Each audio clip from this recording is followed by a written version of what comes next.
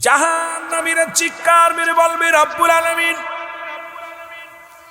পৃথিবীর মধ্যে এমন ক্ষুধার্ত অবস্থায় থাকবে, পৃথিবীর মুসলমান শুনে নাও, পশুগুলো যেমন ক্ষুধা লাগলে কুকুর যেমন একটা খাদ্যকে ছিঁড়ে হেসড়ে খাওয়ার জন্য পাগল হয়ে যাবে, জাহান্নামীরা আমার বাজানা আমরা সুদখোরদেরকে পেটটা অনেক বড় হবে, পেটের মধ্যে সুদ ঘোষের মধ্যে ওই পেটের মধ্যে থাকবে আগুনের সাপগুলো, এত পরিমাণ সুদখোরদের পেটের মধ্যে ঢোকানো হবে, পেটটি বড় হয়ে যাবে, এত বড় বিশাল বড় পাহাড়ের মতো পেটটি হবে, এত বড় পাহাড় যেমন আপনাদের এলাকার মধ্যে পাহাড়গুলো আছে, এই পাহাড়ের দায়িত্ব আছে হযরত ইলিয়াস আলাইহিস সালাম। নাম কি? হযরত ইলিয়াস আলাইহিস সালাম, যাকে রব্বুল আলামিন পাহাড়ের দায়িত্ব দিয়েছে। যেহেতু আপনাদের এলাকার মধ্যে পাহাড় আছে, এই জন্য একজন ব্যক্তিকে দায়িত্ব দিছে, দায়িত্ব যারা দিছে তার নামটা আমি বলে গেলাম। ইনার মধ্যে যেমন এই পাহাড়গুলো দেখতে অনেক উঁচু লাগে, যেহেতু আমাদের অঞ্চলে পাহাড় নয়, আপনাদের এলাকা আছে। মুসলমান শুনে নাও, এই পাহাড়ের মতো তাদের ভুঁড়িটা হবে, তাদের মুখগুলো হাতগুলো জাহান্নামীদের হাতগুলো হবে, সুদখোর জাহান্নামীদের হাতটা হবে উহুদ পাহাড়ের মতো এক একটা দাঁত হবে। মুসলমান শুনে নাও, দাঁতটা তো এত বড়, উহুদ পাহাড়ে যারা মক্কা মদিনায় হজ করতে গেছেন, ও মুসলমান শুনে নাও, এই উহুদ পাহাড়ের মতো এক একটা হবে দাঁত। ও মুসলমান শুনে নাও, तमाम পৃথিবীর মধ্যে বড় বড় বড় বড় এই ঠাইগুলো হবে, আর জমিন থেকে আসমান পর্যন্ত যত উচ্চতা এর সেইটা আরো ভয়ঙ্কর তাদের উরুতগুলো হবে। আর জাহান্নামীরা তাদের খাদ্য সুদখোরের খাদ্য হবে আগুনের দলা। সুদখোরের মুসলমান পানি পিপাসায় যখন কাতর হয়ে যাবে, তখন রব্বুল আলামিন মহিলাদের হায়ানি পথের পানিগুলো, নিগত ময়লা আবর্জনা, এই পানিগুলো সামনে পেয়ালার মধ্যে আনবে। সেই পেয়ালাটা হবে পৃথিবীর সবচাইতে নিকৃষ্ট পেয়ালা, যার মধ্যে এই পানিগুলো আনবে, গরম ফুটন্ত পানিগুলো এনে তখন দিবে। যখন এটা পান করবে পেটটি কমে যাবে, কারণ এত জোরে নাড়ি বুড়ি পর্যন্ত পিছনের রাস্তা দিয়ে বাইর হয়ে যাবে। মুসলমান শুনে নাও, গভীর মনোযোগ। পৃথিবীর মধ্যে জাহান্নামীরা তাদের ঘৃণা করবে, সুদখোর ঘুষখোরদের দেখে জাহান্নামীরা নিজেরাই মুখ ফিরিয়ে নিবে। কারণ কত লজ্জাজনক দেখেন, জাহান্নামীরা জাহান্নামীদের ঘৃণা করবে। সেটা হলো যখন কোনো সুদখোর কোনো জাহান্নামের মধ্যে দিবে, অন্য জাহান্নামীরা আফসোস করবে, ডাকতে বলবে, রব্বে কারীম, আমাদের অন্য জাহান্নামে দাও, কোনো দুঃখ নাই, অন্য জাহান্নামে দাও, আরো ভয়ঙ্কর আযাবের মধ্যে দাও। রব্বুল আলামিন আমরা সহ্য করতে পারবো, কিন্তু এই সুদখোরের এত দুর্গন্ধ, এই সুদখোরের ভিতর থেকে এত দুর্গন্ধ বাইর হতেছে আমার আল্লাহ, এই ঘুষখোরের গতর থেকে এত দুর্গন্ধ বাইর হতেছে আল্লাহ। আমরা জাহান্নামীরা বড় কষ্টের মধ্যে আছি, জোরে জোরে চিল্লায়া বলা যাবে না আল্লাহু আকবার। জাহান্নামীরাই আফসোস করবে, আল্লাহ একে সরাও, এই সুদখোর ঘুষখোর, এদের গা দিয়া গতর দিয়ে এক ধরনের পোকা বাইর হবে, একটা কীট পোকার মতো এদের দেহ থেকে বাইর হবে। আর এই কীট পোকাগুলো যখন বাইর হবে, ও যুবক, এক একটা জাহান্নাম, এক একটা জাহান্নাম, যতটুকু জায়গা আছে এই কীট পতঙ্গ ঠিক সেই রকম মুসলমান কীট পোকাগুলো সেই রকম দেখা যাবে। বাবা দেহের মধ্যে থেকে নিজের গায়ের ওই পোকাগুলো সে নিজেই নিক্ষেপ করবে। মুসলমান শুনে নাও, আমার বাজানেরা শুনে নাও, শুনে নাও, ওই জাহান্নামীদের মধ্যে সবচেয়ে কঠিন আযাবের মধ্যে রব্বুল আলামিন সুদখোরদের দিবে, ঘুষখোরদের দিবে। সুতরাং এই দুনিয়ার মধ্যে সুদ খাবা কার জন্য? কার জন্য সুদ খাও? কার জন্য ঘুষ খাও? এই দুনিয়ার কেউ তোমার নয়, কারণ ছেলে তোমার নয়, মেয়ে তোমার নয়। যাদের জন্য আজকে সুদ খাইলা, ছেলে বাগ নিবে না, মেয়ে বাগ নিবে না, তোমার পাপের বাগটা নিবে না। এই দুনিয়ার মধ্যে ছেলে বলো, যদি ছেলের বলো বাজার আমি সুদ খেয়েছি, ঘুষ খেয়েছি, তুমি এই পাপের ভাগটা নিও। ছেলে বলবে বাবা আমি পারবো না, নিতে পারবো না। মেয়েকে বলবেন, মেয়ে বলে আমি নিব না। বিবিকে বলবেন, বিবি বলবে আমি নেব না। কিন্তু সম্পদের ভাগ সবাই চাইবে, ভাই চাইবে, বন্ধু চাইবে, আত্মীয়স্বজন চাইবে, কিন্তু পাপের বোঝার ভাগ কেউ নিবে না। জোরে বলেন ঠিক কিনা? আপনি বিশ্বাস না করেন, বাড়ি যাবেন, বাড়ি যেয়ে বিবিরে বল, বিবি আজকে তো আমি এটা জিনা করে ফেলেছি, বা ঘুষ খাইছি, সুদ খাইছি, গুনাহ করে ফেলেছি, এর ভাগটা তুমি আর দেখ নাও, আমি আর দেখ না। বউকে বড়া পড়া তুমি তালাক দে, প্রয়োজন হলে তালাক দে। ছেলেরে বলবেন বাবা আমি তো ঘুষ খায়া তোর জন্য খুব ভালো দামি জুতা আনছি, জুতাটা তুই পর। ছেলেকে বাবা জুতা দাও, কিন্তু পাপের ভাগটা নিতে রাজি নাই। জুতা নিব, ঘুষের জুতা নিব, সুতের জুতা নিব, শীতের কাপড় তো আরো মহব্বত করে সুমা দিব, আব্বা নিয়ে আইসি এইবার দিয়ে অফার, খুব খুশি হয়ে গায়ে দিব। দিয়া পরের জিগাইবি আব্বা বাজান আমি তো ওইটা সুদের কারবার করি, এইটার থেকে তোমার জন্য কিনে আনছি, এর ভাগটা তুমি অর্ধেক আমি অর্ধেক। ছেলে কাব্বা পোশাক পাইছি কিন্তু ওইটা নিতে পারতাম না। জোরে বলেন ঠিক কিনা? বিশ্বাস না করেন বাড়ি যে কোয়েন, যদি মনে করি, যদি রাজি হয়ে যায় তখনই মনে করবো যে ওইটাও সুদখোর। জোরে কন ঠিক কিনা? ওইটাও ঘুষখোর। জোরে বলেন ঠিক কিনা? আহা বড় কষ্ট। যাই না শুই না মানুষগুলো, আল্লাহ নিজে সুদকে হারাম করছে, ব্যবসাকে হালাল করছে। সুদকে কি করছে? হারাম করলো, হারাম। এটার মধ্যে হালাল বলার কোনো ইখতিয়ার নেই। সুদখোরদের ওয়াজ করবো কেমনে ভাই? যে আমাদের নেতাকর্মী সবই সুদখোর, ও তো বুঝেননি। বড় বড় এমপি মন্ত্রী দেশ পরিচালনা যারা করে এইরাই সুদের মধ্যে। আমরা এগুলো ওয়াজ করে কি আর কথা বলেন? ওয়ালে প্রাচীলে যদি গুতা মারি হাত ভেঙে যাবে, প্রাচীলের কিছু হইব? তা আমাদের এই গুতা মারতেছি, হাতে ব্যথা পাচ্ছে, যেটা বাড়াবাড়ি করছে জেলের ভিতর ঢুকাইব। কিন্তু সুদখোরের মুখ কি বন্ধ করা সম্ভব? তবে আল্লাহর আদালতে আমরা জবাব দিতে পারবো। আল্লাহ ওই কালাপুরের ময়দানে সুদের বিরুদ্ধে কথা বলেছিলাম, ঘুষের বিরুদ্ধে কথা বলেছিলাম। রব্বুল আলামিন তোমাকে সন্তুষ্ট করার জন্য, কারণ এই পৃথিবীর মধ্যে কিচ্ছু বলতে কিচ্ছু নিতে পারবো না। রব্বুল আলামিন ডাক দি বলেন কুল্লু মান আলাইহা ফান। আল্লাহ কয় বান্দারে এই জমিনের মধ্যে কিচ্ছু বলতে কিচ্ছু আমি রাখবো না। এই দুনিয়ার যা কিছু আছে সব কিছু আমি চূর্ণ বিচ্ছিন্ন করে দিব। এই জমিনের মধ্যে মাটিগুলো পুরা বিত্তামা বানায় দিব। পরের জমি ফাঁকি দিতেছ, কত বাজানে কত ভাইয়ের জমিগুলো আত্মসার করো। এই পৃথিবীর মধ্যে ভাই হইয়া বাইরে ফাঁকি দাও, ভাই হইয়া বোনের ফাঁকি দাও। কত ভাই বোনকে ফাঁকি দেয়, বোনকে ঠগাইয়া।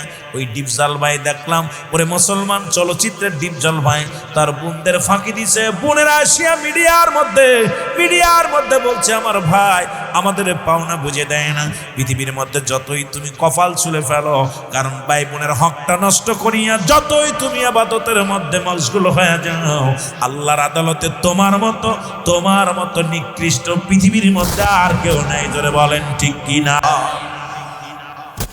অনেক বাবারা আমার, বন্ধুরা আমার, অনেক মুসলমান সন্তান আর এক বাবার বাবা সন্তানকে ফাঁকি দিতেছে। দেখা যায় পৃথিবীর মধ্যে, আমার যুবক বন্ধুরা আমার শুনে নাও, অনেক বাবারা আছেন, দেখা যায় ছেলেকে 1 শতক বেশি দিচ্ছেন আর এক ছেলেকে কম দেন। খোদার কসম এই ভুলটা করবেন না। ছেলে যদিও আপনার, মেয়ে যদি আপনার ইনসাফ আপনি মিটায় দেবেন। ইনসাফ যখন বাগাবাগি হবে তখন তারে বুঝাইতে পারেন, বাবারে অসহায় মানুষ, কত কর্মজীবী নয় বাবা, তোদের কাছে অনুরোধ করি তোরা যদি একটু পারিস, তোরা 3 ভাই তোদের সংসার ভালো চলে, তোর ছোট ভাই বা তোর বড় ভাইকে একটু দেখে রাখ বাবা। যখন যদি সন্তানেরা নিজ হাতে যদি মুসলমান মেনে নেয়, যদি মুসলমান শুনে না বাবার আদেশ, মুসলমান শুনে নাও, তাহলে আপনি করতে পারেন। কিন্তু আমার দেশে প্রায় শতকরা 20 জন বাবা মা এখন বর্তমান বাংলাদেশে একতরফা শুরু করেছে। এক ছেলেকে দেয় আর এক ছেলেকে ঠগায়, মেয়েদের ঠগায়, সন্তানের ঠগায়। ও মুসলমান শুনে নাও, খোদার কসম করে বলি, আল্লাহর আদালতে কেমনে জবাব দিব? তখন একটা চোখ টানা থাকবে, একটা চোখ কানা থাকবে, একটা অঙ্গহীন থাকবে। তখন মুসলমান শুনে নাও, অঙ্গহীন অবস্থায় কিয়ামতের ময়দানে উঠবে। তখন জিবরিল আমিন ফেরেশতারা জিগা মুসলমান শোনো, জিগাইবে রব্বুল আলামিন আলামিন এদের কি পাপ ছিল দুনিয়ার মধ্যে? তখন বলবে রব্বুল আলামিন এই মানুষটা এখনো ছিল দুনিয়ার মধ্যে মুসলমান, কি করছে দুনিয়ার মধ্যে? তার সন্তানদের ফাঁকি দিছে, তার মেয়েদের ফাঁকি দিছে, ছেলেদের ফাঁকি দিছে এবং অঙ্গহীনা বানাইলাম। কারণ একটা সাইড সে নিচে আর এক সাইড নেই নাই, পরিপূর্ণভাবে সন্তানের হক আদায় করতে পারে নাই। এই জন্য আমি রব্বুল আলামিন তাদের অঙ্গহীন অবস্থায় দুনিয়ার মধ্যে পাঠাইব। দুনিয়ার মধ্যে এই জাহান কিয়ামতের ময়দানে তাদের উত্তোলন করলাম। জোরে জোরে চিল্লায় বলো আল্লাহু আকবার। আমার ভাইরা, আমার বন্ধুরা, আমার এই পৃথিবীর মধ্যে সুদ হারাম না হালাল? আরো জোরে। ঘুষ হারাম না হালাল? দুইটাই হারাম। সুরের গোশত খাওয়া হারাম না হালাল? আরো জোরে কোন। এটা খাওয়া যাবে, সুদ খাওয়া যাবে। তা সুদ যারা খায় তারা কেন খিনজিরের গোশ খায় না? আমি কই তারা কেশর গোস্ত খাবে, শুয়োরের গোস্ত খাবে পৃথিবীর মধ্যে? কারণ তাদের জন্য বৈধতা হলো খিনজিরের গোস্ত। কারণ সুদ হারাম, ঘুষ হারাম, খাবি অর্জন করবি হারাম, আর খাইবি হালাল চলবে না।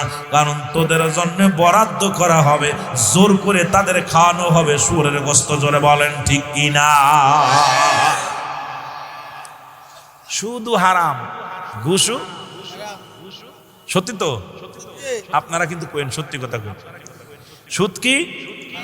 ঘুষ, শুয়োরের গোস্ত, মদ হারাম। তাহলে আপনাদের আমাদের এলাকায় অসংখ্য সুদখোর আছে, টুপি মাথায় দিয়ে কপাল ছুঁড়ে ফেলছে, অসংখ্য আছে। দেখতে তসবিহ হাতের ভিতরে। আহা, এক সুদখোর পাইলাম কিছুদিন আগে, মাহফিল করতে যায়। সুদখোর একাই মাহফিল দিছে, আমি তো জানি না উনি মাহফিল দিছে। এখন মাহফিল শেষে আমার ইমাম সাহেব কয়, হুজুর একটা কথা বলি কানে কানে। কয়, হুজুর ওয়াজ করতেছেন ঠিক আছে, ওনার বাড়ি কিছু কিছু খাইয়েন না। আমি কি হয়েছি? হুজুর আপনি আমার কথাটা রাখেন। কেন? আমি মসজিদ ইমামতি করি 16 বছর। হুজুর বাংলাদেশের মধ্যে এই মহল্লার মধ্যে সবচেয়ে 1 নাম্বার সুদখোর। আমি ওয়াজ তুই আগে কবি না, ওয়াজ শেষ করছি, এখন মোনাজাত দেবে, এখন তুই আমার কইতেছস? কালেকশন সব হইয়া গেছে। হুজুর ওয়াজ শেষ করছে, সুদ করাইয়া আমার সালাম করতে চান, দোয়া আছে। ইমাম সাহেব আমার পাস ছাড়ে না। হুজুরুল আমিন ভাই, আপনি একদিন ওর বাড়ি খাইলে আপনার ইমান নষ্ট হয়ে যাবে, খবরদার। খাবার দেখি ওরে বাবা আইটেম করছে অনেকগুলো, সামনে খুব তৈরি করছে। তা আমি কই ভাই যান কি খবর, এগুলো এত তৈরি করছেন? কম করছি। আমি কি মাছ কয় পদের? 13 পদের। গোস্ত কয় 6 পদের। আমি কি কাম সারছে? হরিণের গোস্ত আনছে। কথা বুঝলেন? সুদ করতো কোটিপতি, আর সুদ খায়া খায়া আর মানুষ বিদেশে পাঠায়, ওইটাও ব্যবসা করে। মানুষ ধোঁকাবাজ, আদম ব্যবসা করে। কি ব্যবসা?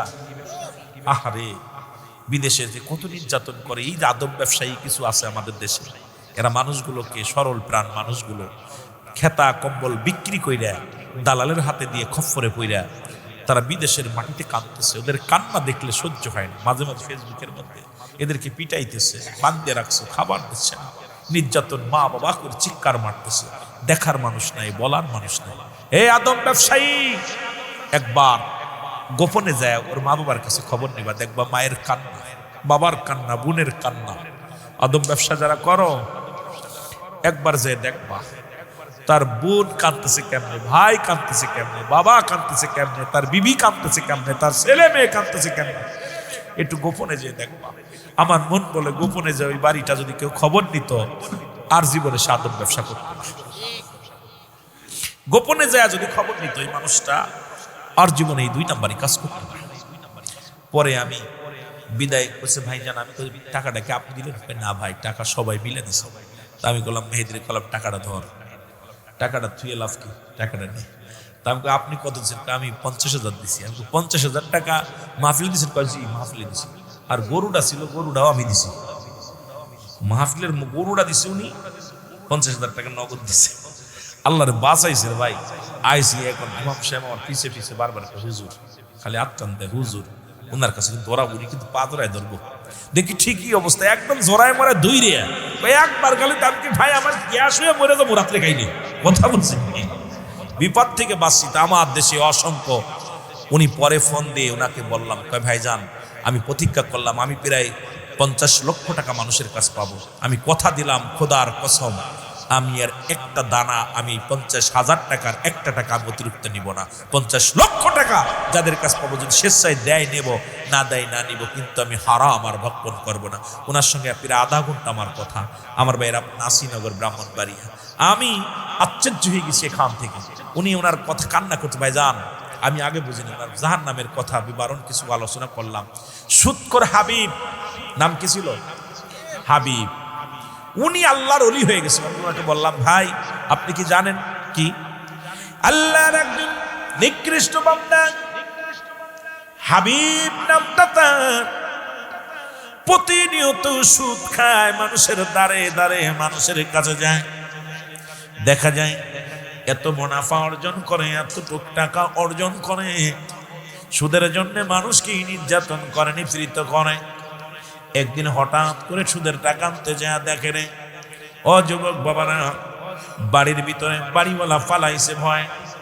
বিবি ডাকতে কয় ভাই রে হাবিব ভাই, আপনার কাছে ক্ষমা চাই, আজ 3টা দিন আমার বাচ্চারা অনাহারে আছে, কারণ আজ স্বামীর কোনো কাজ নাই, স্বামী কাজ পায় না, সন্তানের অনাহারে কান্দে। ভাই আমাকে ক্ষমা করে, এ মাসের টাকাটা দিতে পারবো না, আমার আপনার কাছে মাপ চাই। আপনার ভাই বাড়ি থেকে পালায়া গেছে, কারণ এই আপনার টাকা দিতে পারবে না বলে ভয়ে পালায়া গেছে। উনি জোরাজুরি করে ঘরের ভিতরে প্রবেশ করলেন, যা দেখে পাতিলের ভিতরে কিছু গোস্ত ঢাকা রয়েছে। পাতিল টুচু করে দেখে গোস্ত, ধমক দিয়ে বলে তুমি আমার টাকা দিতে পারো না, গোস্ত রাখছো।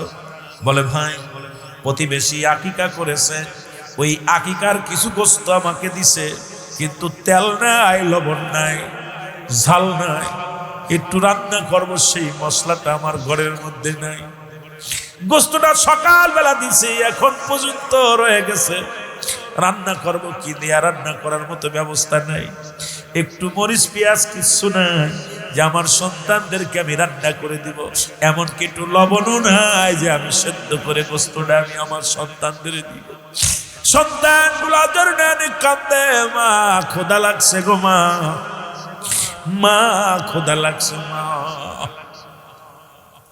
সন্তানগুলো চোখের পানি ফেলে কাঁদে, কয় তুমি অভিনয় করো না, দাও গোস্তটা।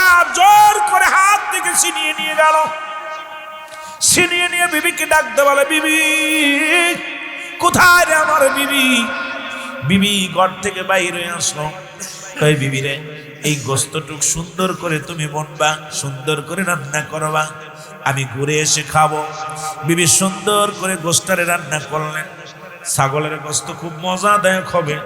এবার গোস্তটারে রান্না করে পাতিলের ভিতরে, মুসলমান সমেতটা পাতিলের ভিতরে রেখে দিলেন। স্বামী আসলেন, দুজন মজা মেরে খাবে। খাবার জন্য যখন দুজন বসেছে, যখন মুসলমান ভাত নিয়ে ভাতের উপরে যখন তরকারি নিবে, গোস্তের তরকারি যখন উঁচু করছে, খোদার কসম এক টুকরা গোস্ত পাতিলের ভিতরে নেয়, পাতিলের ভিতরে সমস্ত গোস্ত রক্ত হয়ে গেছে। ধরে বলো আল্লাহু আকবার। পুরো গোস্তটাই রক্ত হয়ে গেছে। হাবিব উপর দিকে তাকায় বলে রব্বে কারীম, সাধারণ এই গোস্ত আমি জোর করে ছিনায় আনলাম, একটা মানুষের বরাতের জিনিস, এটা আমি জোর করে ছিনিয়ে নিয়ে এটা রান্না করলাম। সেই রান্না গোস্ত যদি তুমি রক্ত করে দিতে পারো, আল্লাহ আমি কত মানুষের কাছে জোর করে টাকা নিয়ে আসি, সুদের টাকা, সুদের কারবার করি, তুমি আমারে করবা কি আল্লাহ? ও আমার আল্লাহ, আমার উপায় হবে কি সেদিন? আজকে গোস্ত যদি তুমি রক্ত বানাইতে পারো, আমি হাবিবরে তুমি কবরে কি করবা রে আল্লাহ? আমি হাবিবরে কিয়ামতের ময়দানে কি করবা? আমি হাবিবরে তুমি জাহান্নামের ময়দানে কি করবা আল্লাহ? রব্বুল আলামিন, আমি আর জীবনে কোনোদিন সুদের কারবার করব না, আমি আর জীবনে কোনোদিন সুদের কারবার করব না। আল্লাহ আমারে তুমি মাফ করে দাও। সঙ্গে সঙ্গে তওবা করেন, আস্তাগফিরুল্লাহ রব্বি মিন কুল্লি জামবি ওয়া আতুবু ইলাইহি লা হাওলা ওয়ালা কুওয়াতা ইল্লা বিল্লাহিল আলিয়্যিল আযীম আশহাদু আন লা ইলাহা ইল্লাল্লাহু ওয়াহদাহু লা শারীকা লাহু আশহাদু আন্না মুহাম্মাদান আবদুহু ওয়া রাসূলুহু। জোরে জোরে চিল্লায়া বলা যাবে না মারহাবা।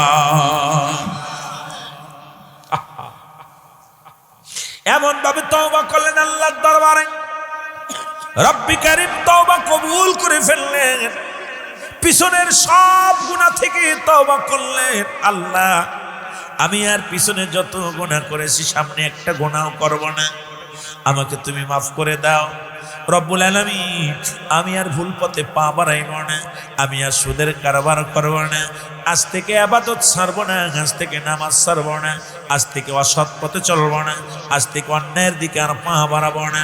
রব্বুল আলামিন এমন ভাবে খুশি হয়ে গেলেন, এমন ভাবে ইবাদত বন্দেগী করার পরে এই পৃথিবীর মধ্যে সুদখোর হাবিবকে আল্লাহ রব্বুল আলামিন এই পৃথিবীর মধ্যে আল্লাহর ওলি বানায়া দিয়েছে।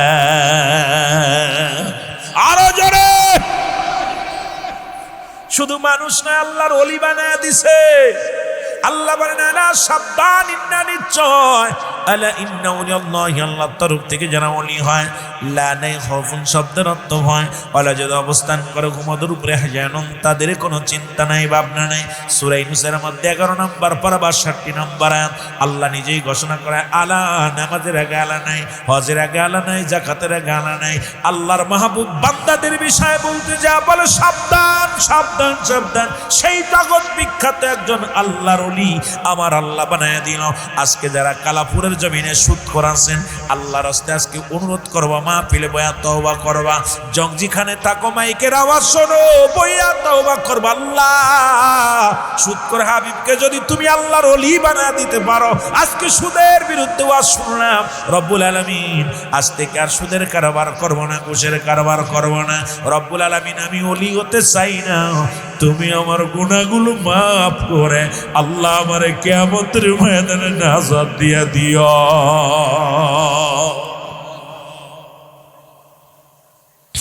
আমার ভাইরা, আমার বন্ধুরা, আমার সুতরাং জীবন জীবন নয়, এমন একটা জীবন আসবে যে দেশে গেলে মানুষের বিচার হয়, যে দেশে গেলে মানুষের হিসাব হয়, যে দেশে গেলে মানুষ আর কোনোদিন ফিরে আসে না।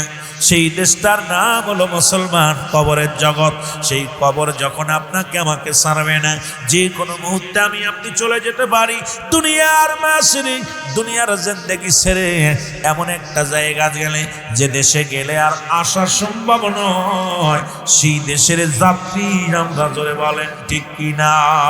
ওরে আজি না হয় কাল তুমি যাইবা কবরে, যাওয়ার বেলায় দেখবে চেয়ে গো তোমার সবই রইল।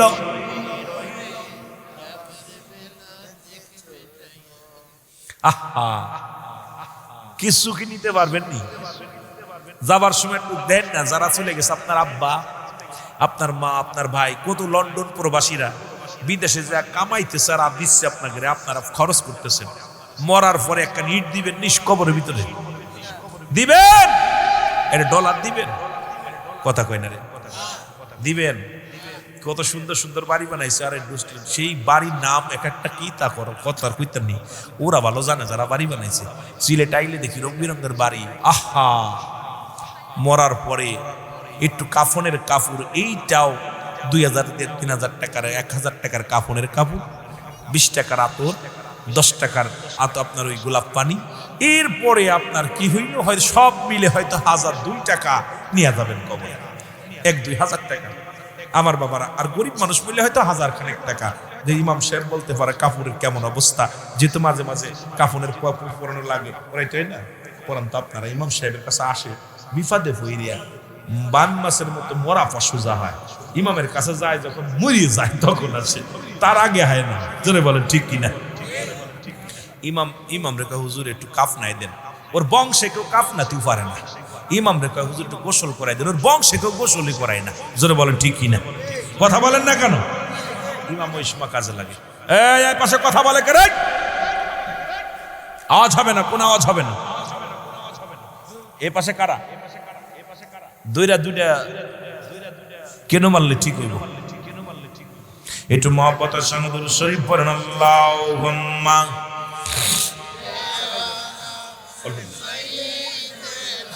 ঠান্ডা। ওরে আজ না হয় কাল, তুমি আজ না হয় যাইবা কবরে, যাবার বেলায় দেখবে চেয়ে গো তোমার সবই রইল পড়ে। যাবার তোমার দাদাই গেছে, বাবাই গেছে, কেউ আসলো না ফিরে, তোমার তো যাইতে হবে রে ভাই অন্ধকার কবরে, তোমার তো যাইতে হবে রে। বলো আজ না হয়, জোরে জোরে, আজ না হয় কাল তুমি যাই, যাবার বেলায় দেখবে চেয়ে গো তোমার সবই রইল পড়ে। ঘর করলাম, বাড়ি করলাম, সবই যাইবা ছেড়ে, জায়গা করলাম, জমি করলাম, সবই যাইবা ছেড়ে। যেদিন আজরাইল ধরা দিবে রে, আহা, যেদিন আজরাইল ধরা দিবে রে। ও ভাই আজ না হয় কাল, তুমি আজ না হয় যাবার বেলায় দেখবে চেয়ে গো তোমার সবই রইল। আয় হায়, যাবার বেলায় দেখবে চেয়ে গো তোমার সবই রইল পড়ে। এ দুনিয়ার মুসলমান শুনে না, ইমানদারের বেঈমানের একটা কথা মনে পড়ে গেল গো। দুনিয়ার সম্বন্ধে হবে কি রে? বললাম কুল্লু মান আলাইহা ফান, দুনিয়ার সব শেষ করে দিবে আমার আল্লাহ। জোরে জোরে চিল্লায় বলা যাবে না মারহাবা? আর একটু জোরে জোরে চিল্লায় বলো মারহাবা। এর দুই বন্ধু, এক বন্ধু হলো ইমানদার আর এক বন্ধু বেঈমান। একই সাথে লেখাপড়া করে একজন শিখছে কোরআনের জ্ঞান। মানুষ ছোট্টবেলা থেকে শুনলাম মুসলমান বাবাই বলতো মানুষের মতো মানুষ হতে হবে, দাদাই বলতো মানুষের মতো মানুষ হতে হবে, উস্তাদ বলতো মানুষের মতো মানুষ হতে হবে। ও মুসলমান শুনে নাও, আজকে বুঝলাম কেন বলতো মানুষের মতো মানুষ হতে হবে। লেখাপড়া শিখে বড় ডিগ্রি অর্জন করে যাদের কাছে মা বাবার কোনো মূল্য নাই, এই সন্তান অমানুষ, সে মানুষের মতো মানুষ হতে পারে না। জোরে বলেন ঠিক কিনা? ও যুবক, দিলের কান্না লাগা শোনো, লেখাপড়া শিখিয়া ডিগ্রি অর্জন করে চেয়ারের মধ্যে বইয়া লক্ষ লক্ষ টাকা ঘুষ খায়। সুদ ছাড়া চলে না, ঘুষ ছাড়া চলে না। এ হারামখোর শোন, বিদেশ থেকে ডিগ্রি আনছি, কোন ভাবে সুদ খাওয়া যায়, কোন ভাবে ঘুষ খাওয়া যায়। খোদার কসম করে বলি, যাদের ঘুষ ছাড়া, যাদের কলম চলে না, এই সমস্ত সন্তান আদি, এই সমস্ত অশিক্ষিত জানোয়ার গুলো মানুষ হতে পারে নাই, এরাও অমানুষ। জোরে বলেন ঠিক কিনা? এরে আমার বাসায় আমি বলি জানোয়ার, খিনজিরের চাইতেও খারাপ, ঘুষখোর, সুদখোর। আমার ছেলে নিয়ে গর্ব করে, আমার ছেলে বড় অফিসার। এই ঘুষখোরের বাপ, এই সুদখোরের বাপ, গর্ব করো ওই সন্তানকে নিয়ে যে সন্তান ধান চালায় খায়, সারা দিন পরে হালাল রুজি উপার্জন করে, গর্ব করো এই সন্তানকে নিয়ে যে সন্তান হাজার কষ্টে থাকলো হারাম জিনিস ভক্ষণ করে না। গর্ব করো এই সন্তানকে নিয়ে যে সন্তান দুনিয়ার মধ্যে আমার রব্বে কারিমের গোলাম, আমার নবীর প্রেমিক, দুনিয়ার মধ্যে হারাম উপার্জন করে না। ওরে মুসলমান, পান্তা ভাত খায় না খায় জীবন যাপন করে, তবু কোনোদিন মাথার কাছে হারামের কাছে সুদ ঘুষ কিনি কবনে জীবন চলে যাবে, কোনোদিন হারাম ভক্ষণ করবে না। একে নিয়ে গর্ব করো, তাহলে আমার আল্লাহ খুশি হবে। এখন গর্ব করে বাজারে যে আমার বড় ছেলে বড় অফিসার, কয় বেতন কত? কয় বেতন ৮৫,০০০। তার বাসা ভাড়া হলো ৩ লক্ষ, মেয়ের পাশে খরচ করে ২ লক্ষ, ছেলের পাশে খরচ করে ১ লক্ষ, আমারে প্রতি মাসে দেয় ৫০,০০০। আরে হারাম খোরের বাচ্চা, পাইলো কোথায় এত টাকা? ও যে তুই ৮৫,০০০ টাকার বেতনে চাকরি করিয়া তোর বাসা ভাড়া দিল কেমনে? তোর মেয়ের পাশে ১ লাখ, তোর ছেলের পাশে ১ লাখ। যে দেশে পিয়নের ৫টা বাড়ি হয়, যে দেশে মন্ত্রণালয়ের পিয়নের ৫টা বাড়ি হয়, এই দেশে ওয়াজ করবো কিরে যুবক? এই সুদখোর আর ঘুষখোরে দেশটা কিসে ভরে? যে দেশে একজন সরকারি কর্মকর্তা পিয়নের বাড়ি হয় ৫টা, পিয়ন বাড়িতে গাড়িতে চলে, বিমানে আসা যাওয়া করে। মুসলমান শুনে নাও, আমার দেশের মন্ত্রীদের পিএস এখন বিমানে আসা যাওয়া করে। তার মানে আর বুঝতে বাকি নাই এত পরিমাণ সুদ ঘুষের কারবার চলে এই দেশে। সুদখোর আর ঘুষখোর বাদ দিলে ইমানদার মানুষের খুব অভাব। জোরে বলেন ঠিক কিনা? কষ্ট পাচ্ছেন না? ওর বাপে গর্ব করে ছেলে মন্ত্রণালয়ের বড় অফিসার। এই ঘুষখোর, তুই ওকে মানুষ বানাতে পারিস না। যদিও হালাল উপার্জন করে ওইটা মানুষ। ওই যে আমাদের এয়ারফোর্টে এখন নৌসদ আসছে, এ হলো ইমানদার। এর বাপ গর্ব করতে পারে যে আমি নৌসদের বাবা। এর বাপ গর্ব করতে পারে। আজকে দেখলাম যে ওই টয়লেটে ৫ টাকার জায়গায় ১০ টাকা নেওয়ার কারণে চাকরি ছাঁটাই। টয়লেট করতে যায় ৫ টাকা লেখা আছে, ১০ টাকা নিচে সঙ্গে সঙ্গে তো চাকরি বাদ। আমি আশ্চর্য হয়ে গেছি। এই নৌসেনার বাবা গর্ব করতে পারে যে আমি একজন অফিসার জন্ম দিছি। এই সন্তানকে নিয়ে গর্ব করতে পারে দুনিয়ার মধ্যে। আর তো একজন পিয়ন, সে ৫টা বাড়ির মালিক হয়। একজন আজকে আমার দেশের সরকারি কর্মকর্তারা চাকরি করে সুদ ঘুষ খাইয়া, অফিসের মধ্যে বইয়া, বাড়ির মালিক, গাড়ির মালিক। ওরে যে বেতন আসে, আমি আল্লাহ আমাকে ভারতে নিছে, ভারতের বড় বড় অফিসাররা বাইসাইকেল চালায় আসে। আমি আশ্চর্য হয়ে গেছি। একবার ইন্ডিয়াতে একবার এসএসসি পরীক্ষার ভিতরে গেলাম, যা পর দেখি আপনার ওই ম্যাজিস্ট্রেট যে উনি আসে হারকুলেস সাইকেল চালায়, হারকুলেস হাম্বল সাইকেল, একটা মোটর সাইকেল। তা আমি মনে হচ্ছে পিয়ন মনে হয়। তখন এই বনপাড়ার ভিতরে গেছি, বড় গ্রাম বনপাড়া। তো যা পর দেখি উনি আসছে আমারে বাসার ভাই বলতেছে, ভাই এই যে বড় অফিসার। আমি বড় অফিসার মানে? আর আমার দেশে পিয়নের বড় বড় গাড়ি থাকে। পাস কোথায়? তোর কোন বাপ দিল গাড়ি? তোর কোন বাপে দিছে? তুই বেতন পাস ৮০,০০০, ৫০,০০০ টাকা। তোর প্রতি মাসে তোর বোর পাশে লাগে ২ লক্ষ টাকা, তোর ভাইয়ের পাশে লাগে ১ লক্ষ টাকা, তোর বোনের পাশে লাগে ১ লক্ষ টাকা, তোর মেয়ের পাশে লাগে ১ লক্ষ টাকা। এটা কাল যোগান দেয় কে? কোথা থেকে আসে? এর বাড়ি কোথায়? জোরে বলেন ঠিক কিনা? কষ্ট পাচ্ছেন নাকি? কষ্ট পাচ্ছেন? একবার কি বাবা বলছে, বাজান তুমি বড় অফিসার, তোমার বেতন তো সীমিত, বিলাসবহুল গাড়ি পাইলা কোথায়? বাড়ি পাইলা কোথায়? বাবা এত সম্পদ কোথা থেকে আসে? একদিন যদি জিগাইতেন তাহলে আল্লাহর আদালতে জবাব পাইতেন। কিন্তু আপনি তো ভালো, বাবা দিতেছে, ছেলে টাকা দিতে। আর বাপের ভাব দেখলে মনে হয় এলাকার মনে হয় বড় অফিসার। ও বাজারে যায় মিসাক করতে করতে যার গর্ব করে, আমার ছেলে, আমার মেয়ে। কথা বুঝেননি? এই ঘুষখোরের বাবা, এই সুদখোরের বাবা, লজ্জা করে না? তোর লজ্জা করে না? ওই সুদ ঘুষ খাস, সারা জীবন তোর যত ইবাদত করেছিস সব বরবাদ, সবকিছু বরবাদ হয়ে যাবে। হারামখোর।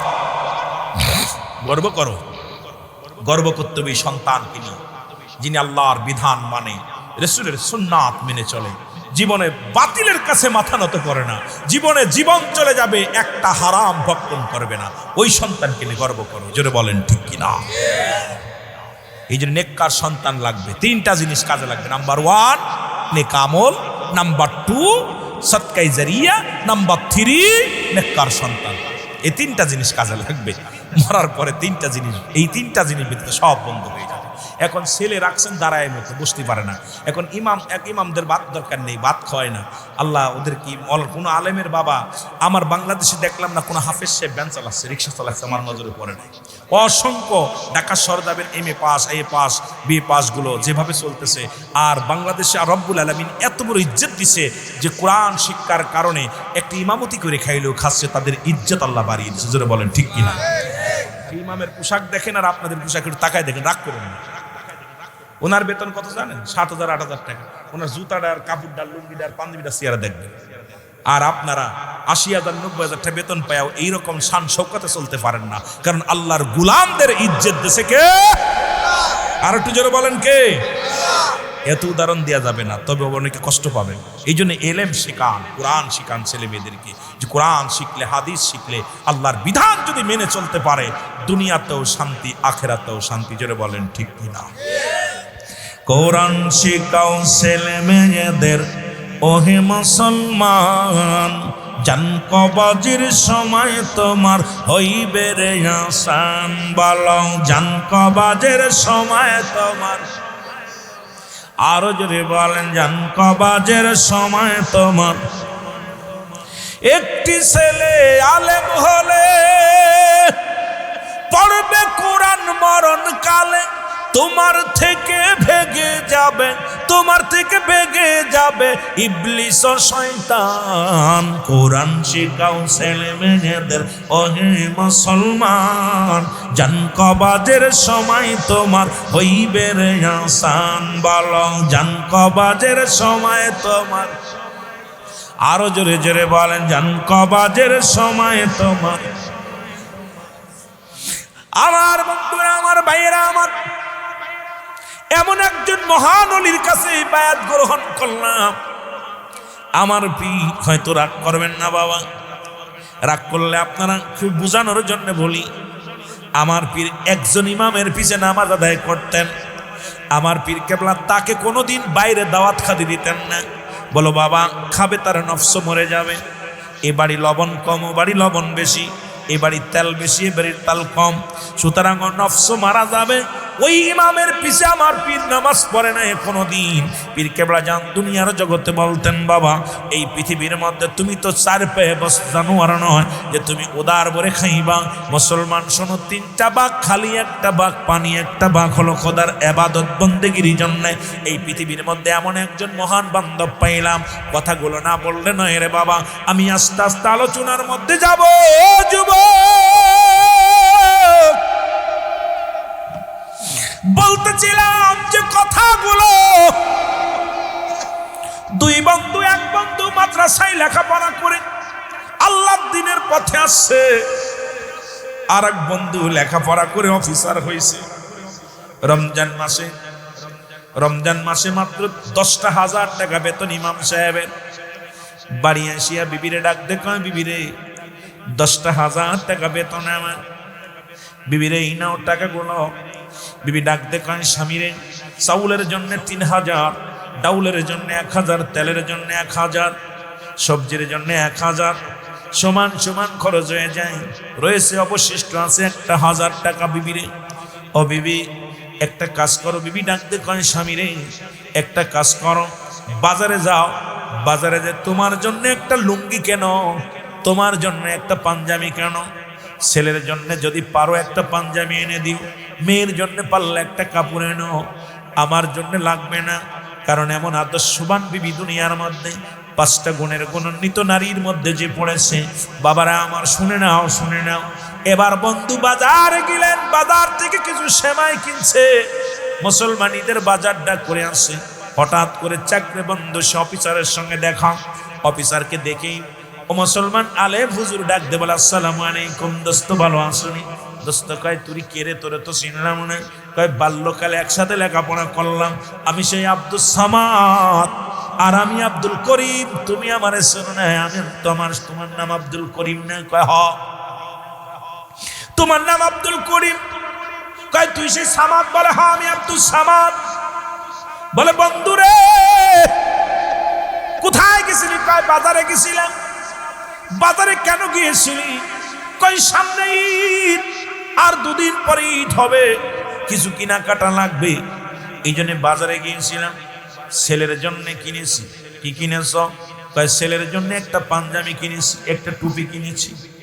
একটা মেয়ে আছে, মেয়ের জন্য একটা জামা কিনেছি, একটা ওড়না কিনেছি। আমার বিবির জন্য কেনার মতো কিচ্ছু নাই, একটা শাড়ি কিনেছি।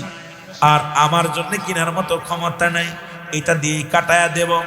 আর আমার বন্ধুগণ, আমার বাজার থেকে কিছু সেমাই কিনেছি, কারণ ঈদের দিনে আমার সন্তানেরা খাইব, এটা নিয়ে আমি যাইতেছি।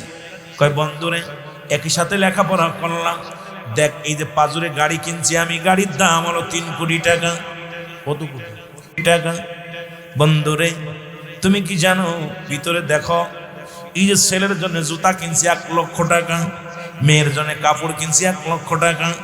বাজার দেখো, ঈদের বাজার, কত রকমের সেমাই, কত রকমের আইটেম। বিবির শাড়িখানার দাম হলো 2 লক্ষ টাকা। সব দিয়ে এত বাজার করলাম, আমার যে শেরওয়ানিটা গায়ে দিব নামাজ পড়ব, এটার দাম আছে 1 লক্ষ টাকা।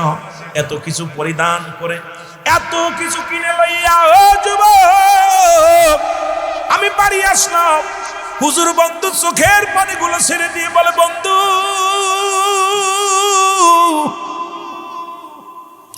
আমি মসজিদে ইমামতি করি, মাস শেষে যেটুকু পাই রব্বুল কারীমের দরবারে শুকরিয়া আদায় করি, ভালোই চলে যায়। খেয়ে খরচে সবাই রব্বুল আলামিন আমার সুন্দরভাবে জীবন যাপন করে। কয় বন্ধুরে, তুই এত কিছু কামাইলি, এত কিছু রোজগার করলি, তোর ছেলে মেয়ে কয়টা? আমার ছেলে মেয়ে 2টা, 1 ছেলে 1 মেয়ে। কয় বন্ধুরে, তোর বিবি? কয় হক, তোর 1 ছেলে 1 মেয়ে, আমারও 1 ছেলে 1 মেয়ে। কয় আব্দুর রহমান, ও মুসলমান শোন, আব্দুল সামাদ, আব্দুল করিম শুনে নাও, ও বোঝন মুসলমান শুনে নাও, করিম রে শুনে রাখো, এই যে এত টাকা দিয়ে গাড়ি কিনছো, জমি এই তো কিছু করছো, বাড়ি করছো, বিশাল বাড়ি করছো, খোদার কসম করে বলি, এই পৃথিবীর ছেলেও তোমার নয়, মেয়েও তোমার নয়, বিবিও তোমার নয়, পৃথিবীর কেউ তোমার নয়। তোমার পৃথিবীর মধ্যে তোমাকে ভালোবাসে না, তোমার সম্পদকে তারা ভালোবাসে, পৃথিবীর মধ্যে তোমার প্রতি তাদের ভালোবাসা নাই। জোরে বলেন ঠিক কিনা? আব্দুল সামাদ বলে, বন্ধু আব্দুল করিম, পৃথিবীর কেউ তোমার নয়। কয় কি বলো? আমি বাড়ি যত বন্ধু না যায়, আমার বিবি একদিনও ভাত খায় না, আমার মেয়ে আমার জন্য পাগল, আমার ছেলে আমার জন্য পাগল।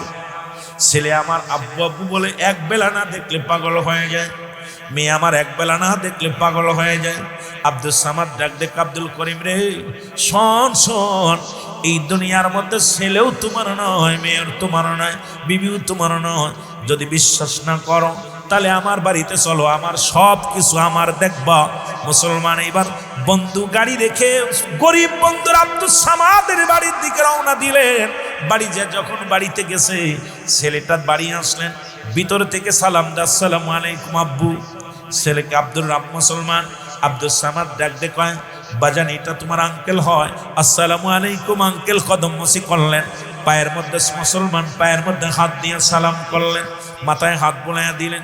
কয় আব্বু গো এই নাও। এইবার আব্দুল সামাদ পাঞ্জাবিটা হাতের মধ্যে দিয়ে কয় বাবা এই নাও, তোমার জন্য পাঞ্জাবি আনছি।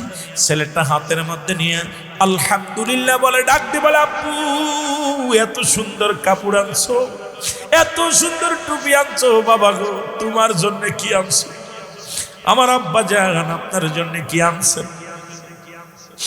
বাবাই বলে, আব্দুল সামাদ ডাক দিয়ে বলে, বাবা রে আমি আনছি তোমার জন্য, তুমি রাখো এটা। আব্দুল করিম তাকায় দেখে ছেলের আদর্শ, ছেলের ভালোবাসা। মেয়ে আসে, সালাম দা, আসসালামু আলাইকুম আব্বু। ওয়ালাইকুম আসসালাম। ডাক দে বলে, আব্বু আব্বু আপনি ভালো আছেন? বলে জি মা। বা মা রে তোমার জন্য কাপড় আনছি। কাপড়টা হাতে নিয়ে বলে আলহামদুলিল্লাহ। মুসলমান শুকরিয়া আদায় করেছেন। এবার মুসলমান ডাক দে বলে, আব্দুল সামাদ বলে, বাবা ও মা এটা তোমার আঙ্কেল হয়, আমার বন্ধু। পায়ের মধ্যে হাত দিয়ে সালাম দিয়ে বলে আসসালামু আলাইকুম আঙ্কেল, ভালো আছেন? মুসলমান কাপড়টা পায় কাব্বু, এত সুন্দর কাপড় আনছো, যা ভাত্র এলাকার মধ্যে এত দামি কাপড় মনে হয় কেউ আনে নাই। আমার আব্বু আমার জন্য আছে, আমার আব্বু, আব্বু গো আমার জন্য আছেন, আপনি কি আপনার জন্য পোশাক কিনেছেন? জোরে জোরে চিল্লায়া বলা যাবে না মারহাবা। আব্দুল সামাদ ডাক দিয়ে বলে মামনি তোমারটা তুমি নাও। বিবির কাছে গেলেন, বিবি আসসালামু আলাইকুম। ওয়ালাইকুম আসসালাম। ও আমার স্বামী আপনি আসছেন? কয় আসছি। দূর থেকে আব্দুল করিম তাকায় তাকায় দেখে বিবির ভালোবাসা, স্বামীর পায়ের হাত দিয়ে সালাম করলেন। বিবি আমার সালাম করে আসসালামু আলাইকুম। স্বামীরে আপনি আইছেন, আমি খুশি। কয় তোমার জন্য কাপড় আনছি। কয় স্বামীরে আমার জন্য কাপড়ের প্রয়োজন ছিল না, কি দরকার ছিল আমার জন্য কাপড় আনার?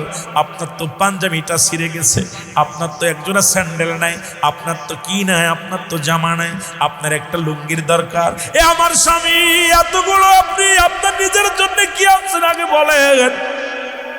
কেমন বিবি, কেমন বিবি? বিবি ডাকতে বলে স্বামী আপনার জন্য আপনার পোশাক কই? আগামী দিন তো পুরো ঈদের ময়দানে যাবে, আপনার টুপি কই, আপনার পাঞ্জাবি কই, আপনার পোশাক কই?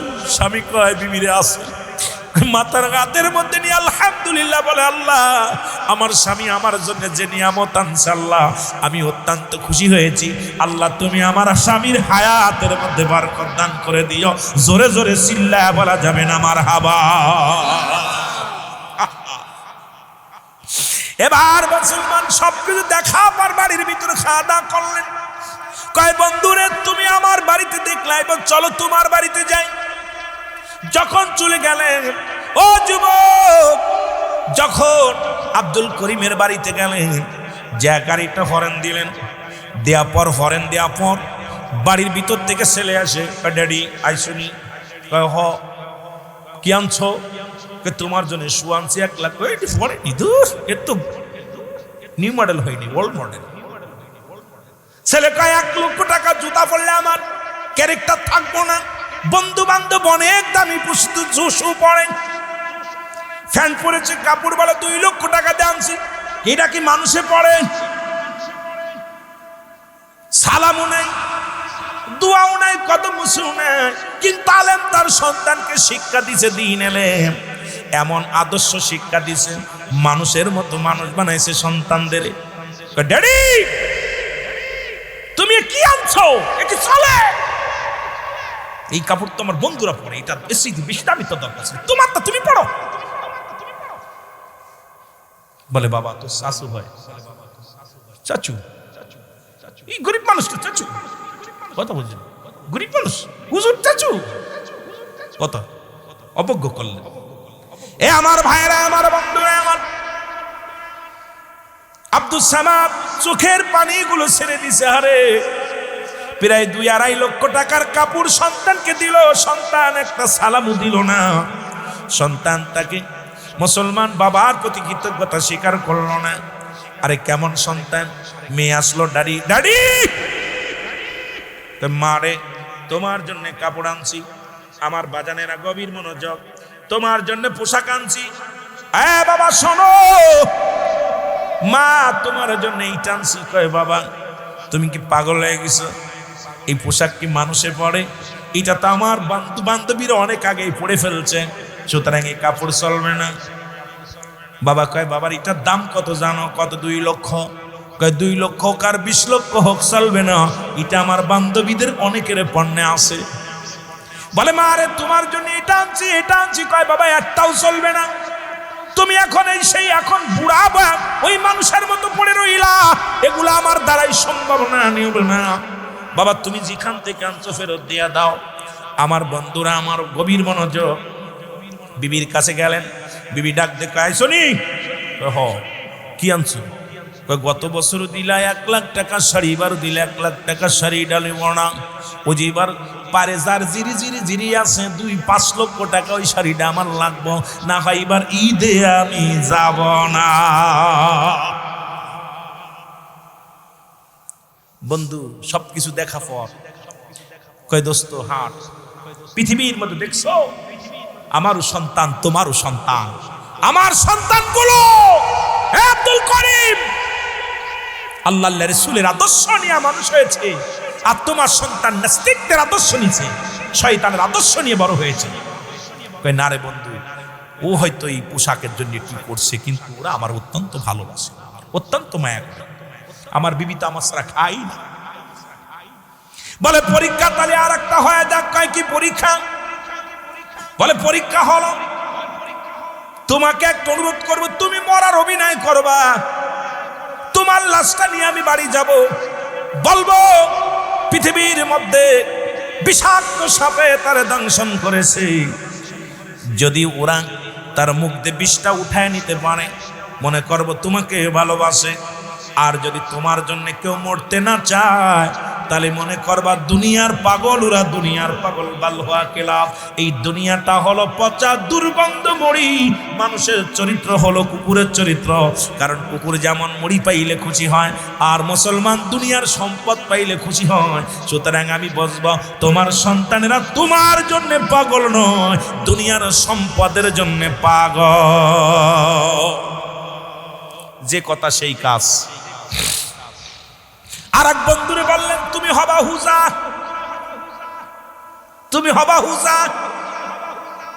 বন্ধুর লাশটা কাঁধে করে নিয়ে যাব বাড়ি, তুমি খালি বলবা এই লাশটা পৃথিবীর কোন হুজা নামাইতে পারবে না, বিষ নামাইতে পারবে না, একমাত্র এর পা থেকে গা থেকে বিষ নামাইতে পারবে পৃথিবীর মধ্যে। সে মারা যাবে আরো বেঁচে যাবে।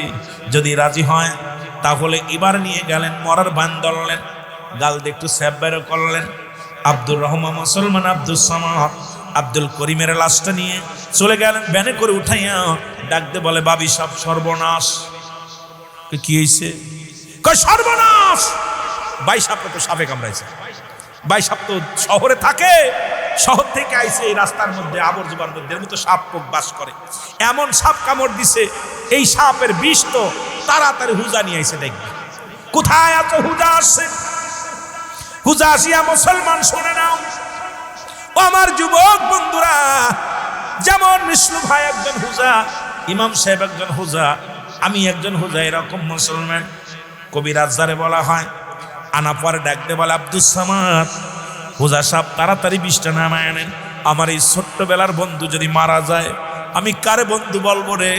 এই ছোট্টবেলার বন্ধু যদি দুনিয়ার মধ্যে অসুস্থ হয়ে যায় আমি কারে বন্ধু বলবো? কারণ এই বন্ধু আমার জন্য যা করেছে, একই সাথে লেখাপড়া করেছি, একই সাথে চলাফেরা করেছি, এখন যদি বন্ধুটা মারা যায় তাহলে আমি তো চির বন্ধুহারা হয়ে যাব, তাড়াতাড়ি ব্যবস্থা করো।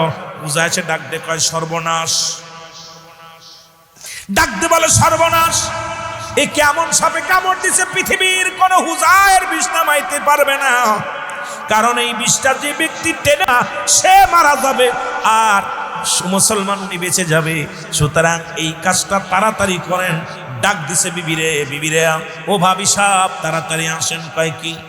আপনি আপনারে কত ভালোবাসে, আপনার স্বামী এত টাকা দামি কাপড় আনলো, এত মূল্যবান শাড়িটা আনলো, আপনার জন্য এত কিছু করে, আপনাকে এত ভালোবাসে। ও ভাবি, আপনার প্রশংসা, আমার বন্ধু পাগল, সব সময় আপনার গুণগান। আমার বিবি এমন, আমার বিবি এমন, আমার বিবি এমন। বিবির প্রশংসা করতে করতে আমার বন্ধু সদা সর্বদাই শুধু বিবির প্রশংসা করে। ভাবি সাহেব আপনাকে অনুরোধ করি, আপনি আপনার স্বামীর বিষটা মুগ্ধে তুলে নেন, আপনার স্বামী বেঁচে যাক, আপনি মারা যান। ভাবি সাহেব কয় ভাই আপনি পাগল হয়েছেন নি? আমি যদি মারা যাই আমার স্বামী আর একটা বিয়ে করবে, আমার সন্তানাদিরে ভালোবাসবে না, তারাদেরকে দূর দূর করে তাড়িয়ে দিবে, সুতরাং আমি মরতে রাজি না। বুঝেন? কিন্তু এটা তাবলিগ জামাতের একটা ঘটনা, তাবলিগ জামাতের একটা বইয়ের মধ্যে আমি ঘটনাটা পড়ছি আজ থেকে প্রায় 20 বছর আগে। এ যুবক বন্ধুরা শুনে নাও, উনি বললেন যে আজকে সুদঘুষের কথা বলতে যে হঠাৎ করে সেই 20 বছরের পুরনো কথাগুলো মনে পড়ে গেল, কারণ স্মৃতি শক্তির মধ্যে রব্বে কারিম ঢুকা দিছে, এই জন্য কথাগুলো বলে শুনে নাও। এবার বন্ধু কি করলেন? ডাক দে, কয় বাবি রে, আপনাকে এত ভালোবাসে, আপনার জন্য ভাই ঘুমায় না, এত কিছু করে, অফিসে বয়া বয়া ঘুষ খায়, অফিসে বইয়া বইয়া ঘুষের কারবার করে টাকা কামায়। বন্ধু তোমার বিবির এত ভালোবাসো, বিবির জন্য কত ঘুষ খাইলা অফিসে বইয়া বইয়া, আজকে তোমার বিবি মরতে চায় না। কয় ভাই বন্ধু রে, হুজুর বন্ধু শোনো, প্রয়োজন হলে মানুষের দ্বারে দ্বারে আমি বাড়ি বাড়ি কাজ করে খাবো আমার সন্তানদের, তবু আমি মরতে রাজি না। আহা, ডাক দিছে মেয়েটাকে, মেয়ে মা গো তুমি খুড়া মানুষ, তোমার বিয়ে দিতে পারবে না, তোমার তো একটা প্রতিবন্ধী মানুষ, তোমার বাবা তোমার জন্য কত টাকা দেয়, কত মালামাল নিয়ে আসে, মা বেঁচে থেকে তোমার হবে কি, তোমার তো বিয়ে শাদী হবে না, তুমি পঙ্গু মানুষ, তুমি তোমার বাবার বিষটা মুখ দিয়ে তুলে নাও, তোমার বাবা বেঁচে যাক, তুমি মারা যাও। মেয়ে বলে চাচা আপনি কি পাগল হইছেন, প্রয়োজন হলে আমি বাড়ি বাড়ি ভিক্ষা করে খাবো, প্রয়োজন হলে মানুষের বাড়ি বাড়ি ভিক্ষা আছে খাবো, তবু মরতে রাজি নয়, কারণ আমার দ্বারাই সম্ভব না মরা, এখন কেবল আমার ভবিষ্যৎ আছে, কেবল আমার শুরু হয়েছে, সুতরাং আমি মরতে রাজি নয়। বন্ধু ডাক দে কয়, আব্দুল সামাদ ডাক দে, আব্দুল করিম রে, ও করিম কার জন্য বাড়ি বানাইলি, কার জন্য গাড়ি বানাইলি, কার জন্য ধন সম্পদের পাহাড় গড়লি, কার জন্য দুনিয়ার বালাখানা বানাইলি। বন্ধুরে আগেই বলছিলাম সব ছেড়ে দিয়ে মাওলার এসে, আজকে নিজেও আমল করলি না, তোর ফ্যামিলির কাউকে আল্লাহ চিনাইলি না। ও বন্ধু, বন্ধুরে বড় কষ্ট লাগে রে, তোর প্রতিবন্ধী মেয়েও তোর জন্য মরতে চায় না, এখন আমি কি করব? ডাক দিছে ছেলেকে, ডাক দিছে বাবা, বাবা আসো। চাচা কি কন? বাবারে তোমার আব্বা তোমার জন্য এত দামি জুতা আনছে, এত দামি কাপড় আনছে, দামি স্যুট আনছে, বাবা তুমি তোমার বাবার বিষটা তুলে নাও, তোমার বাপটা মারা যাক, তোমার বাপটা বেঁচে যাক, তুমি মারা যাও। ছেলে বলে চাচা আপনি পাগল হয়েছেন নি, সবে মাত্র আমি এসএসসি পরীক্ষা দিছি, আমার ভবিষ্যৎ কেবল শুরু হয়েছে, সুতরাং আমি মরে যাব। কেমনে ভাবলেন? বাবা মরে যায় যাকে, প্রয়োজন হলে আমি কাজ করে খাবো, মানুষের বাড়ি বাড়ি কাজ করে খাবো, না হয় গার্মেন্টসে যাব, তবে মরতে রাজি নয়। আমি যদি মারা যাই কেবল আমার ভবিষ্যৎ শুরু, আমি মরতে রাজি নয়। জোরে জোরে চিল্লায় বলা যাবে না মারহাবা। তুমি কার লাগিয়া কান্দর মানুষ, কার লাগিয়া ভাব, তুমি কার লাগিয়া কান্দর মানুষ, কার লাগিয়া। যে জন তোমার আপন হবে, যে জন তোমার আপন হবে, তার কথা কি ভাবো, তুমি কার লাগিয়া আসো গো মানুষ, কার লাগিয়া ভাবো। ছেলে মেয়ে আত্মীয় স্বজন কেউ যে তোমার নয়, মরণ কালে দেখবে সবাই পর হইয়া যায়, মরণ কালে দেখবে সবাই পর হইয়া যায়। ওরে আপন হবে আমল নাম, তোমার আপন হবে আমল নাম, এইটা লয়া ভাবো, তুমি কার লাগিয়া ভাবর বন্ধু, কার লাগিয়া ভাবো, বলো কার লাগিয়া ভাবর বন্ধু, কার লাগিয়া ভাবো। ছেলে কাঁদবে, মেয়ে কাঁদবে, কাঁদবে 2-3 দিন, পর হইয়া হই পর করিয়া দিবে তোমার 10-12 দিন পর, তারা 10-12 দিন পর। আমল নামা সাইরা বন্ধু না যায় কবরে, তুমি আমল নামা লইয়া বন্ধু যাইও না কবরে। তুমি কার লাগিয়া বাবর বন্ধু, কার লাগিয়া ভাব, বলো কার লাগিয়া বাবর বন্ধু, কার লাগিয়া ভাব। ওরে যে জন তোমার আপন হবে, যে জন তোমার আপন হবে, তার কথা কি ভাবো, তুমি যে জন তোমার আপন হবে, যে জন তোমার, তার কথা কি ভাবো, তুমি কার লাগিয়া বাবর বন্ধু, কার লাগিয়া বাবো, বলো কার লাগিয়া আসো গো বন্ধু, কার লাগিয়া আসো। নিত্য নতুন জামানাতে, নিত্য নতুন জামানাতে পাপের কারখানা, সুদ ঘুষে ভরিয়া গেছে সোনার বাংলা, সুদ ঘুষে ভরিয়া গেছে সোনার বাংলা। এই কবর দেশের যাত্রী তুমি একবার চিন্তা করো, আর কবর দেশের যাত্রী তুমি একবার চিন্তা করো, তুমি কার লাগিয়া বাবর বন্ধু, কার লাগিয়া বাবা বলো, কার লাগিয়া আসর বন্ধু, কার লাগিয়া আসো। আর যেজন তোমার আপন হবে, যেজন তোমার আপন হবে, তার কথা কি ভাবো, আয় হায় যেজন তোমার আপন হবে, আর যেজন তোমার আপন হবে, তার কথা কি ভাবো, তুমি কার লাগিয়া আসর বন্ধু, কার লাগিয়া আসো। জোরে জোরে চিল্লায় বলা যাবে না মারহাবা, মুহাব্বতের সঙ্গে দুরূদ শরীফ পড়েন আল্লাহুম্মা, একটু জোরে।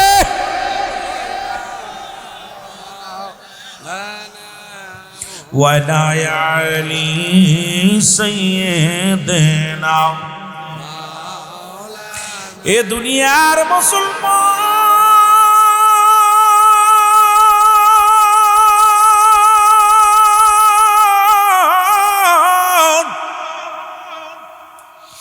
বন্ধু ডাকতে বলে আব্দুল করিম,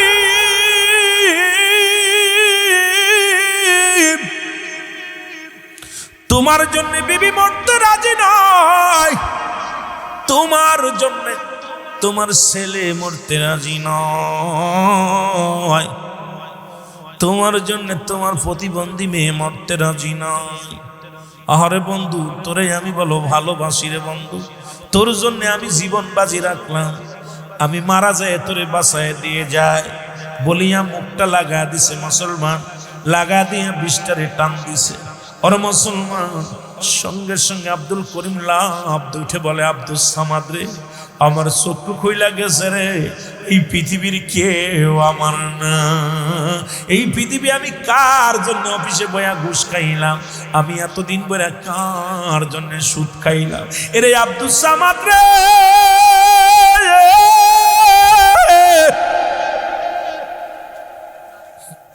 ওই ছেলের জন্য তো আমি পোশাক কিনবো বলে রে 2-3 মাস আগে থেকে ঘুষ খাওয়া শুরু করলাম অফিসে বইয়া। এরে ঘুষখোরের বাচ্চারা শোন, সুদখোরের বাচ্চারা শোন, সরকার এত টাকা বেতন দেয়, তারপরও তোদের সুদ বন্ধ হলো না, ঘুষ বন্ধ হলো না। 10 টাকা 20 টাকা চাঁদা উঠায় খাস, হারাম খাস, বাপ মারে হারাম খাস, নিজের ফ্যামিলিরে হারাম খাস, মনে করছি এটা বুঝি হালাল না রে বাজার, না হালাল। এই যে ঘুষ ছাড়া দো মুসলমান শোনো, এ ঘুষখোরের জাতিরা শোন, ঘুষখোরের জাতিরা শোন, হারামখোরের জাতিরা শোন, এই পৃথিবীর মধ্যে শুনে নাও, শুনে নাও, শুনে নাও। আরে এই যে দুনিয়ার মধ্যে নিজেও হারাম খাইলা, সন্তানদের হারাম খাওয়াইলা, নিজের মা বাবারে হারাম খাওয়াইলা, বিবিরে হারাম খাওয়াইলা, ওই হারাম খোরের জন্মের তা হালাল করে হতে পারে না। উড়াও হারাম খোর, জোরে জোরে চিল্লায় বলো ঠিক কিনা। ও যুবক, দিলের কান্না লাগা শোন, বন্ধু ডাক দি বলে, বিবি রে, তোর জন্য কত কি করলাম, আমার জন্য মরতে রাজি। আরে স্বামী আপনি, আমি তো মরতাম, আপনার পরীক্ষা করলাম দাদা। মেয়ে কয়, আব্বা জান আপনি মরেন না, ছেলে আব্বা মরেন নাই। কয় ওর বন্ধু শোন, আজ থেকে আর ঘুষ নাই, আজ থেকে আর সুদ নাই, আজ থেকে এই বাড়ি ঘর সব আমি মানুষকে দান করে দিব, আজ থেকে আমি আল্লাহর পাগল হয়ে যাব রে। আরে আমার কবরের সাথে আমার ছেলে হবে না, আমার মিজানের সাথে আমার মেয়ে হবে না, আমার ওই বিপদের সাথে আমার বিবি হবে না, যাদের জন্য আজকে আমি হারাম খাইলাম, যাদের জন্য আমি হারাম উপার্জন করলাম, যাদের জন্য আমি সুদের বাস্তা ভরলাম, যাদের জন্য আমি ঘুষের বাস্তা বললাম, কেউ দুনিয়ায় আমার নয়, কেউ আমার নয়, আমার নয়। আজ থেকে প্রতিজ্ঞা করলাম, এক ওয়াক্ত নামাজ ছাড়বো না, আজ থেকে আর দাড়িও সাজবো না, দাড়ির মধ্যে খোল লাগাবো না, আজ থেকে আমি আর দুনিয়ার সঞ্চয় দন্ত ভান্ডারের দিকে দৌড়াইব না, আজ থেকে আমার ঠিকানা হবে বনে জঙ্গলায়, আমার ঠিকানা হবে রে, আজ থেকে আমি আর মসজিদ ছাড়বো না, কারণ আগামী দিন বাঁচবো বলে আমার সুদখোর পৃথিবীর মধ্যে সবচেয়ে নিকৃষ্ট। কিয়ামতের ময়দানে সুদখোরের অবস্থান হবে হুবুল ফুজুল, নিম্ন কাতারের একটা জায়গা, জাহান্নামের একটা নিম্ন স্তরের জায়গা, যেখানে মহিলাদের হায়া নিফাসের পানি, পচা গোলা পুষ, রক্ত পানি, এক কথায় ওই যে ময়লা আবর্জনা ভাত দেখছেন না রাস্তার কোলে, ওগুলো ধুয়ে ধুয়ে নিচু জায়গা চলে যায়। জাহান্নামের নিম্ন কাতারের জায়গা, সেই জায়গা হবে ওদের অবস্থান। জাহান্নামের মধ্যে সুদখোরেরা আগুনের কয়েকগুণের গোলাগুলো ধরে ধরে খাবে। ক্ষুধার্ত অবস্থায় এমন অবস্থা হবে তাদেরকে খাইতে দেয়া হবে আগুনের গোল্লা। আগুন হাতের মধ্যে ধরবে, তখন খাবে, চিৎকার মারবে। আগুন যখন খাবে, পিছনের রাস্তা দিয়ে নারী বুড়িগুলো বাইর হয়ে যাবে। জাহান্নামীদের, যেহেতু আমার সুদ ঘুষের কথা বলেই শুরু করি, যেহেতু ইমাম সাহেব হুজুর মুখ দিয়ে বাইর হয়ে গেছে, একটু কথা না কইয়া অন্যদিক গেলে হুজুর কব দেখো আমি আলেম মানুষ, আলেম ভাই রাখলো না কথাটা। তারপরে নামের লগে নাম মিল আছে, কথা বুঝেন, দুস্থ মানুষ, মিতা মানুষ। তা জাহান্নামীদের এমন অবস্থা হবে, পায়খানা প্রস্রাবের রাস্তা দিয়ে এরা, এবং জাহান্নামের সবচেয়ে ভয়ঙ্কর শোনেন, এদেরকে আগুনের নদীতে নিক্ষেপ করা হবে। কিসের? যেটা বলেন সুদখোরদের, সুদখোর এবং ঘুষখোর। আমার কথা ভালো, এর মধ্যে আবার আছে চগলখোর। তিনটা শ্রেণী মানুষ। এই তিন শ্রেণী মানুষদেরকে আগুনের নদীতে নিক্ষেপ করা হবে। কিসের নদী? জোরে বলো, কিসের নদী? আগুনের নদী। সুদখোর, গিবাতখোর যেটা অহংকারী, এবং ঘুষখোর, এদের জায়গা হবে নিম্নত স্তর হুবুল ফুজুল, নিম্ন কাতারের জায়গা। আর এদের অবস্থা এমন ভয়ঙ্কর হবে, সেটা হলো আগুনের নদীর ভিতর ফেলে দেওয়া হবে। আর তখন তারা কুল পাওয়ার জন্য খুব চেষ্টা করবে। যখন আসবে মালেক ফেরেশতা, আবার তাদের লোহার ওই আঙ্গার দিয়া, যেটা বলা হয়, আমরা কি বলি আঙ্গার বা আংটা, লোহার আংটা থাকবে, এইটা দিয়ে একটা জাহান্নামের ভিতরে 70,000 রশি লাগানো থাকবে। কত হাজার? এটা সুরতে কইতে গেলে 2 ঘন্টা লাগবে। আমি কিন্তু মেলা ওয়াজ করে ফেলতেছি, কথা বুঝেননি? এইটারে একটু ব্যাংকা সুরা কইলে ঘন্টা অনেক করা যাইব। এই জন্য অল্প সময়ের মধ্যে 3 ঘন্টার ওয়াজ করবো, বুঝেননি? আগুনের আংটা দাগ দিয়া 70,000 রশি লাগানো থাকবে জাহান্নামের ভিতরে। এক একটা রশির ভিতরে 70,000 ফেরেশতা ধরে টানবে। তাহলে জাহান্নামটা কত ছোট, কথা বুঝেননি? কত বড়? মনে হয় কালাপুরের মতো, মৌলভীবাজারের মতো বিশাল, মহা বিশাল সাগর, যার ভিতরে নিক্ষেপ এইরকম 7টা জাহান্নাম। আর এদের ভিতরে নিক্ষেপ করবে কাফের, মুশরিক, মুনাফিকদের জন্য প্রস্তুতি করে রাখছে আমার আল্লাহ। এই জন্য ছোট্ট একটা আয়াত পড়েছে, কাফের, বেঈমান, মুনাফিকদের জন্য প্রস্তুতি করা আছে 7টা জাহান্নাম। কিরা কিরা যাবে? কেউ নাই রে। এত মজার জায়গা, আগুন দিব, সাপ দিব, এরপরে গর্জন মারবো, সাপ বিছুয়াইয়া খাইব, দেহটার মধ্যে এক পা থেকে আর এক পাশে একদম অবস্থা খুব শোচনীয় করে ফেলবো। এর মধ্যে চাইতে মজা লাগবো তো, শীত লাগবো না। যাইবেন না কেউ? আল্লাহ আমার ভাইদের কবুল করে নাও, জাহান্নামের গেট পর্যন্ত নিও না। জোরে বলে না আমিন।